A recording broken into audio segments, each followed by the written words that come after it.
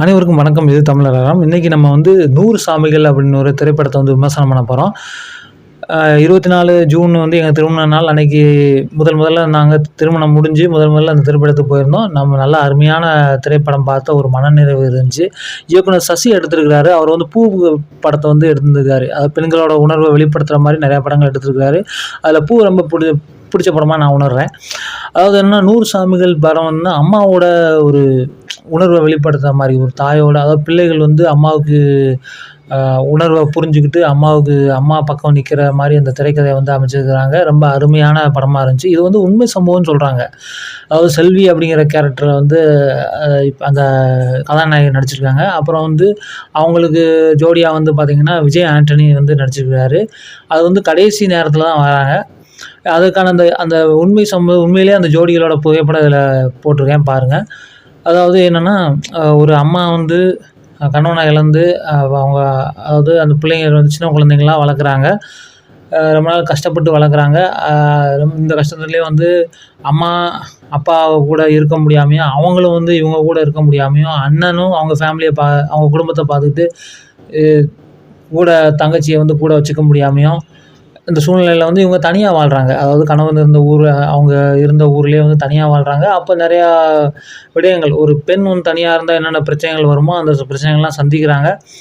இந்த நடுவில் வந்து இப்போ பிள்ளைங்களையும் வந்து கஷ்டப்பட்டு வளர்த்து அவங்கள படிக்க வச்சு அவங்கள வந்து அடுத்த கட்டத்துக்கு நகரும்போது இவங்களுக்கு வந்து ஒரு, அதாவது என்னென்னா, தனக்கும் ஒரு துணை தேவை அப்படின்னு சொல்லி எண்ணம் வருது. அப்போ அங்கே உள்ள பள்ளி ஆசிரியர் வந்து இவங்க பசங்கக்கிட்ட கேட்குறாங்க, இந்த மாதிரி அம்மாவுக்கு வந்து மறுமணம் பண்ணலாமா அப்படின்னு சொல்லி கேட்குறாங்க. அப்போ வந்து அந்த பசங்க வந்து மூத்த பையன் வந்து ஏற்றுக்க மறுத்துடுறான். அதாவது இது வந்து இதை பற்றி பேசாதீங்க அப்படிங்கிற மாதிரி மூஞ்சி அடித்த மாதிரி போயிடுறாங்க.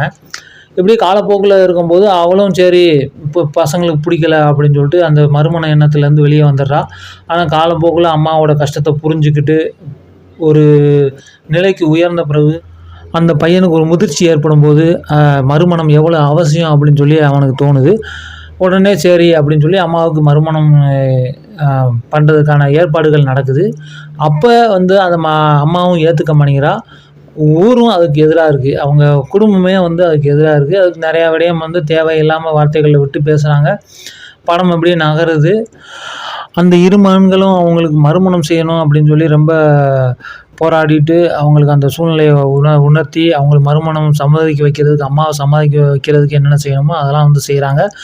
அதில் ஒரு சிலர் வந்து உறுதுணையாக இருக்கிறாங்க. ஒரு சிலர் வந்து ஊரில் வந்து பல பெரிய ஆட்கள் வந்து சரி, இவங்களோட அந்த செல்வி அப்படிங்கிற கதாபாத்திரத்தோட குடும்பமும் ரொம்ப எதிராக இருக்குது.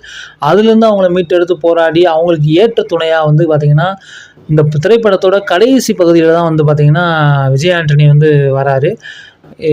விஜய் ஆண்டனி வந்து பார்த்திங்கன்னா இந்த படத்தை வந்து தயாரித்து நடிச்சிருக்கிறாரு. ரொம்ப உணர்வுபூர்வமாக இருக்குது.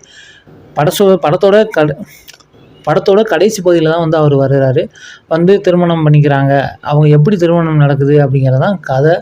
இதில் ஒரே ஒரு காட்சி மட்டும் நான் பதிவு பண்ணணும்னு நினைக்கிறேன். அதாவது திருமணத்திற்கு ஒத்துக்குவாங்க. அப்போ அடுத்த நாள் திருமணம் நடக்க போகுது அப்படிங்கிற ஒரு எண்ணம் வந்துடுது.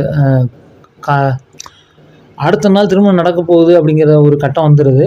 அப்போ அந்த அம்மாவோட உணர்வு, இத்தனை நாள் பிள்ளைங்க வந்தால் சோறு போட்டு வளர்த்து அவங்கள வந்து அரவணைச்சு இருந்தோமே, இனி வேறு வீட்டுக்கு ஒரு மருமகளாக போயிட்டோம்னா, மறுமணம் முடிச்சு போட்டோம்னா அவங்க வீட்லேயே நம்ம பிள்ளைய வந்து உட்கார வைக்க முடியுமா? ஒருவேளை வரக்கூடாதுன்றாங்களா அப்படின்னு சொல்லி அந்த தாய் மனசும் சரி, அந்த தாய் மனசை விட்டுட்டு மறுமணம் முடிச்சு போகணும் கட்டாயமும் இருக்கும்.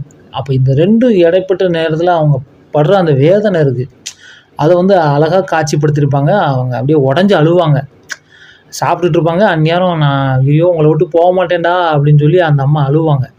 ஏன்னா இப்போ அங்கே போயிட்டோம்னா பிள்ளைகளை வந்து பிரிஞ்சிருவோமோ அப்படிங்கிற ஒரு உணர்வு இருக்கும்.